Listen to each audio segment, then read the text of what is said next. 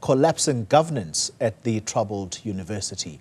The Eastern Cape Nehawu Secretary is Mlungiseleli Ncapayi, who is with us this evening to explain this position. Mr. Ncapayi, good evening to you, and thank you very much for your time. Let's start with the laws that govern the institution, which you claim have been suspended, and the only law that runs that institution is now Sakhela Buhlungu's, and that is the Vice-Chancellor. What do you mean by that?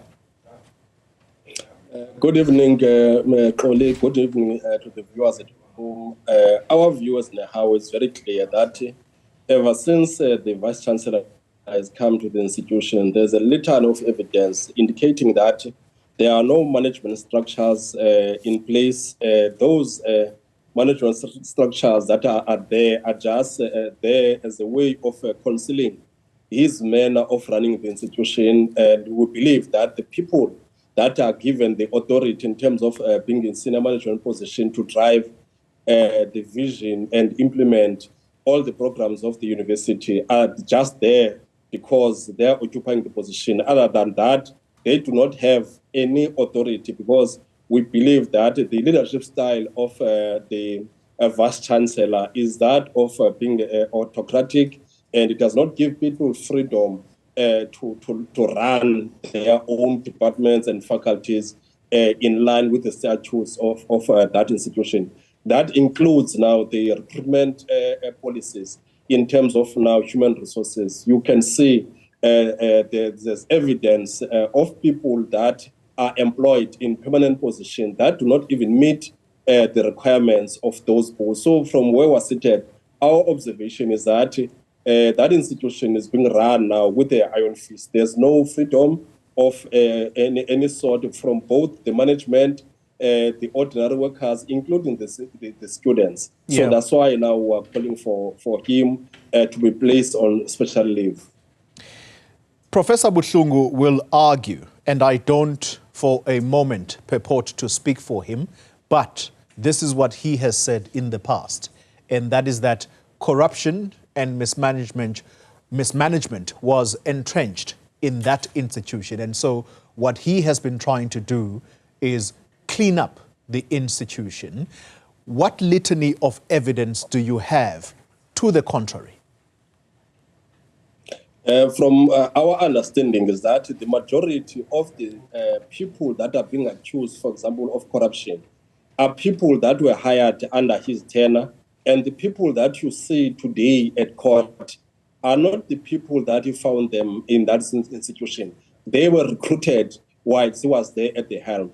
And we believe that with what we are observing, including the issues of now killing many people that we have reported as a media in the past, all those people are implicated now. That those people that are in court as we speak are implicated now in killing some of the staff members. Also, our point is that there's no way that under his tenure those people are recruited and then all of a sudden he wants to distance himself now from all the things that they are doing. So our understanding, our question is saying, what did he see in those people that he recruited?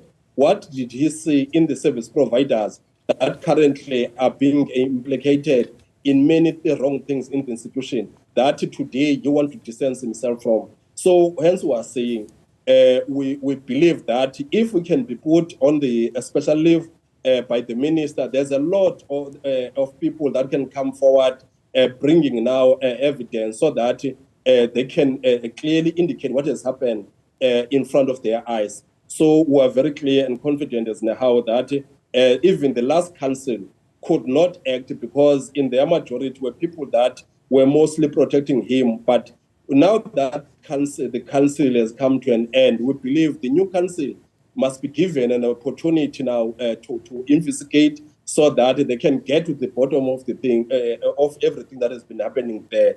So that if indeed he is clean, he comes back, but we believe that there's a lot of things that have happened under his watch. You also accuse him of allegedly having an affair with an employee in his office. Are those your accusations against him? Yes, we are believing that he hired one of his VIP security guards on contract. But as we speak now, one of those VIP security guards is permanently employed by the university. And we believe that proper human resource recruitment processes were never followed in terms of ensuring that those posts are advertised so that you get competition, and then you give an opportunity to everybody who believes that they meet those requirements. So we believe that that security guard that is in his office was improperly benefited because he was closer to him. Hence, we are saying that the recruitment processes are not being followed, and they are not being respected from where we're seated. Have you confronted the Vice-Chancellor with these allegations? And if you've had an audience with him, what is his reply or his response? The Vice-Chancellor is clearly refusing to meet with Nehawu. Even our branch that is there, they are all acting in fear because there's no freedom in that institution. There's autocracy. So our understanding is that the union has been, their voice actually has been cut off, and it does not want anybody who speak against what he's doing or what he believes in. So at this point, we have never met with him, and I don't think that we do have an interest anymore of meeting with him, because we don't believe that our interaction is going to yield any positive results, looking at the attitude and the manner in which he's running that institution. Failure to have him removed by the Minister of Higher Education. What is the plan by Nehawu, I guess, to try and force him out? At this particular moment, we are still going to ensure that we put pressure on the minister so that whilst there is no council, she is able then to take responsibility in terms of ensuring that the VC is held accountable. Again, we are intending to write to the chairperson of the Portfolio Committee of Higher Education to also lobby that committee to ensure that the institution is restored back to its former glory. And if everything else fails, we are clear that we are going to go on the ground to mobilize now the community around the University of Fort Hare, including all the stakeholders that have got any interest there. We're talking about now the student formations. We're talking about all the labor unions that are organizing in that institution. That's what we're prepared to do, to ensure that we make enough noise so that he is held accountable for the mess that is happening in that institution. Well, let's leave the conversation there. Mr. Ncapayi, Mlungiseleli Ncapayi, is the Eastern Cape Nehawu Secretary.